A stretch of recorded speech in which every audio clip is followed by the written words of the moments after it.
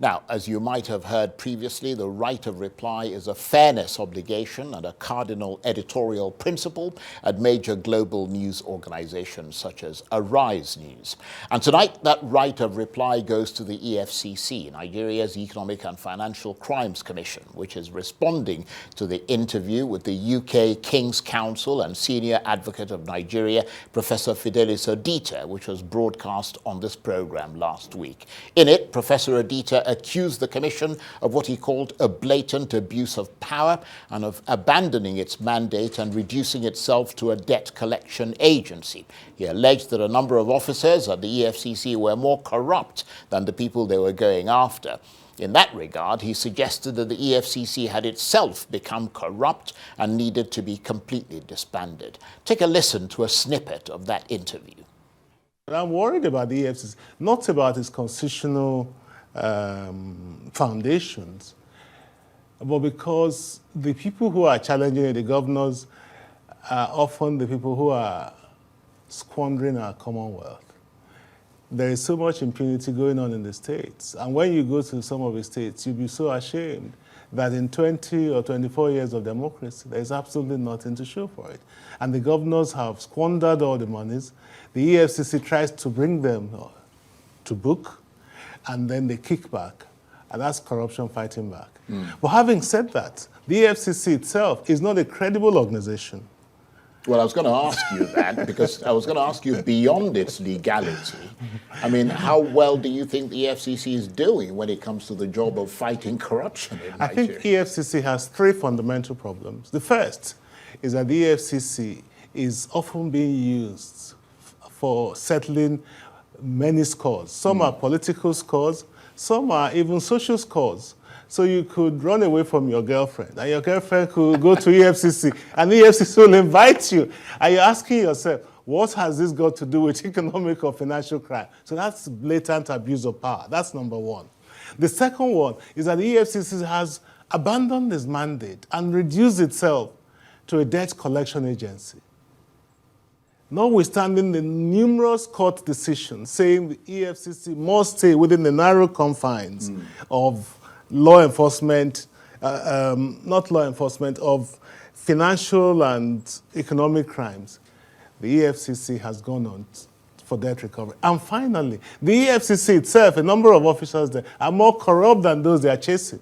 So you remember what happened to Mr. Bawa, Mr. Metwale, where Mr. Metwale finished his tenure as governor of Zamfara State, and he said he was invited by Mr. Bawa to bring $2 million so as not to be investigated.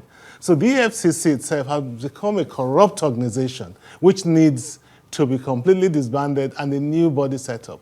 So your assessment, in summary, basically, as we round off the discussion, is that Yes. the EFCC, not only does it not have the resources to properly fight corruption in Nigeria, it doesn't have the ethics. The EFCC has the resources, it doesn't have the ethics. The EFCC majors on minor issues, for example, catching students and showing them as cyber criminals. And so it says it's procured 1,000 convictions. And when you look at them, it's people who have defrauded someone of $20 or $22. That's not the mandate. That's a peripheral aspect of it. The central mandate is to ensure that the resources which are put in the hands of states are used for states. And in that respect, the EFCC has failed woefully. Professor Fidelis Odita there. Well, the EFCC has suggested that there'd been inaccuracies in Professor Odita's assertion and asked for a right of reply to, as they put it, set the record straight. Of course, in public discourse, there are often different versions of the truth with remarks or smears, sometimes made overtly or inadvertently. We in mainstream journalism try to counter this with balance and with facts. And where those facts are not available or empirically verifiable, we do so through an internationally recognized editorial doctrine known as the fairness obligation or the right of reply. And so to this effect, we're giving the right of reply on the program tonight to the development expert and public policy analyst Abba Kaka, who is an anti-corruption crusader and who the EFCC has nominated to speak on its behalf. And Mr. Kaka joins me now in the studio. Thank you very much indeed for coming in. Thank you, sir. I didn't know you had crossed the Mason-Dixon line. I have not.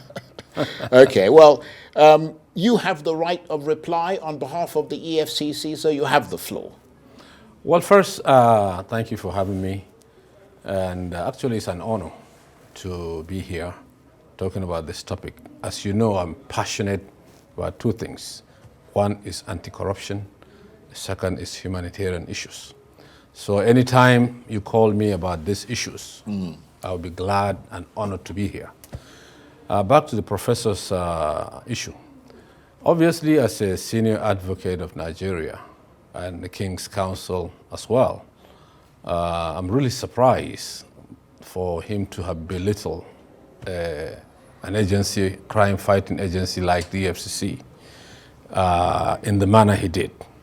He, as a lawyer, he who, accused must prove. He said one of the 3 points he mentioned was that EFCC has become an agency where you settle scores.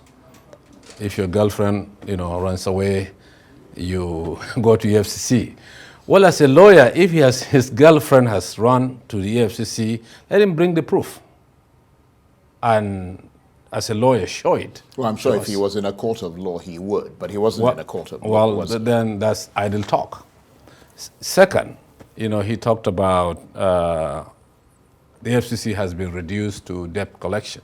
You see, all those people, corrupt individuals in Nigeria, are belittling the EFCC, the ICPC, the NFIU, the police, and all for a purpose.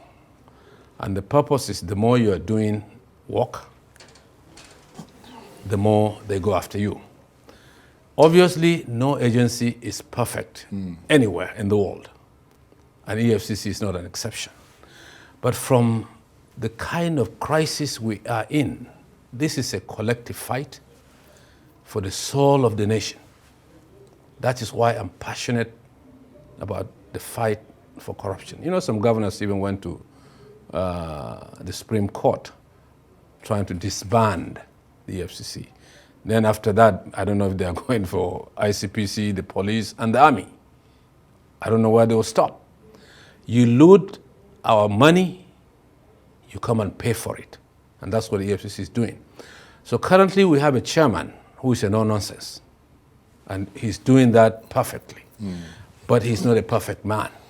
You understand? Yeah. Well, I mean, the point is that you're actually making the same points that Mr. Odita, Professor Odita was making. I mean, you're passionate about fighting corruption. Yes. That means that you are a sort of watchdog on the anti-corruption agency. Exactly. And that's exactly what he's doing. And you have said here, you yourself have said here on Arise News, in fact, just about a month ago on Newsnight, that you only respect 3 EFCC chairpersons who have actually fought corruption. And you named them as Nuhu Ribadu, Ibrahim Magu, and the current chairman, Olukayode. So in a sense, you are agreeing with Professor Odita if you say that out of 9 chairpersons, including those who acted, who've been appointed, you can only point to 3 who are actually fighting corruption. I mean, you're making the same point that he's making. No, I'm not making the same point. The difference between me and the professor is that unless he doesn't live in Nigeria, as the King's Counsel, probably he lives in London most of the time. He lives here as well. That's why he's a senior advocate of Nigeria. He should actually know better. And all you have to do is do some research and go to the EFCC's website and see actually what they're doing. I live in Nigeria most of the time, and I know what they're doing. The reason why I picked those 3 chairmen is because of their outstanding record, which is, a lot of people agree with that. The other ones, I didn't pick them because I didn't believe they fought corruption like the way it should be. Well, that's the point, isn't it? So therefore, for him to have said that, EFCC is reduced to settling scores and debt collection. Look at the recoveries that I've made, in the last 1 year, 1.5 years of even this chairman himself. I have the record for you here, if I don't want to make a mistake. 248 billion naira, $105 million, 100,000 pounds, 172. Yeah, but those are just numbers. What were the circumstances under which they recovered? Well, that is a different topic. Well, it's not a different topic. Well, anyway. I mean, you have to you can't just say they brought back that's this the amount. cumulative. Where did it come from? They came from different crime people who How many crime. of those people were former governors, for example? Oh, several. One of them just left your studio, and the case is still going on. Right? Yeah, his case is still going on. Exactly. He hasn't been found guilty. Been accused for 13 billion naira and several other governors. Yeah, but that's an accusation. You haven't proved it yet. In the court of public opinion, Charles, you know they're guilty and I know you're guilty. What I'm talking about is the figures you just quoted. These are the figures cumulative. Where did those monies come from? Well, I can get the breakdown for you. What were the circumstances? I can get the breakdown for you. Get the breakdown and come back and talk to us again. That is one. But let me say this. Do you believe, as an anti-Crusader, that there are elements that are unethical and perhaps even corrupt or criminal within the EFCC? And if so, having dedicated yourself to fighting corruption, as you say you have, yes. I'm wondering why you've become a sort of spokesperson for the EFCC rather than remaining neutral and assessing them objectively and telling them, holding their feet to the fire and getting them to operate professionally. Actually, that's still what I'm doing. The point is, this topic of right of reply, I actually wanted to come and talk about it myself. But then when they asked me to do it, I was like, what a coincidence, no problem. Because the topic is the same, the issues are the same. But once you see the recoveries, also talking about corrupt officials, obviously there's no crime-fighting organization in the world that doesn't have bad eggs. No, but when you have a preponderant number of bad eggs, it becomes a worry. How many do they have? Well, that's the point. That's the point, isn't it? The point is that that's why there needs to be particular focus. Because if corruption is as widespread as you, who's an anti-corruption crusader, says that it is, you have said repeatedly that the fact that the corruption is so big in Nigeria that it is impossible for the agencies that the way they're currently constituted to be able to tackle it. Yes. That's why I use the term preponderant. Okay. Now, when this chairman came in, for example, let's be specific for like 1 year. Several officers were found guilty and dismissed. Some of them are going through court cases right now. Yes, in fairness to the chairman, he did say that there were bad eggs within the EFCC. There's bad eggs everywhere. I'm not saying there are no bad eggs in the EFCC, no. There are bad eggs everywhere. But when he came, he asked them to declare the assets publicly for us to see, which they did. Anybody can go and check. Second, he set up ethics department, which wasn't existing before. You understand? That's second.